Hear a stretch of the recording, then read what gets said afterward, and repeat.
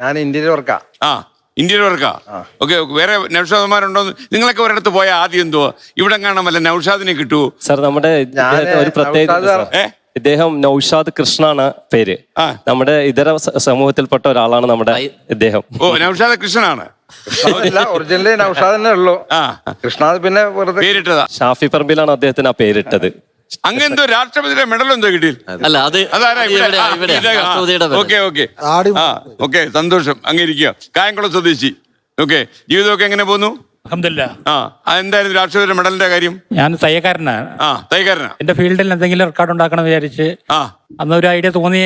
ലോകത്തിലെ ഏറ്റവും വലിയ ഷർട്ട് തയ്ക്കണം എന്ന് പറഞ്ഞ ഐഡിയ തോന്നി. അങ്ങനെ 10 അടി വലിപ്പമുള്ള ഒരു ഷർട്ട് തയ്ച്ച്. ആ ഷർട്ടിന്റെ പ്രത്യേകത പറഞ്ഞാൽ 54ാമത് റിപ്പബ്ലിക് ഡേയിലാണ് ആ ഷർട്ട് ഇറക്കിയത്, ഉദ്ഘാടനം ചെയ്ത്. ഒരു 54 രാഷ്ട്രങ്ങളുടെ പതാകകള് ഷർട്ടിന്റെ ഫ്രണ്ടിൽ മൊത്തം ഉൾപ്പെടെ 54. അത് വെച്ച് 10 അടിയുടെ ഷർട്ട് തയ്ച്ച്.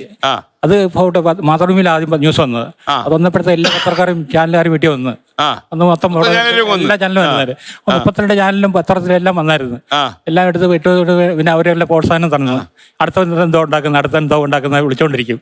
അങ്ങനെ പിന്നെ അടുത്ത ഓഗസ്റ്റ് 15-ന് ഇന്ത്യയിലെ പതാക ബട്ടൺസ് കൊണ്ട് ഇന്ത്യൻ പതാക ഉണ്ടാക്കി. 3 കളർ ബട്ടൺസ് മാത്രം ഒറ്റയ്ക്ക് തന്നെ 20,454 ബട്ടൺസ് അതിനകത്ത് ഉൾപ്പെടുത്തിയത്.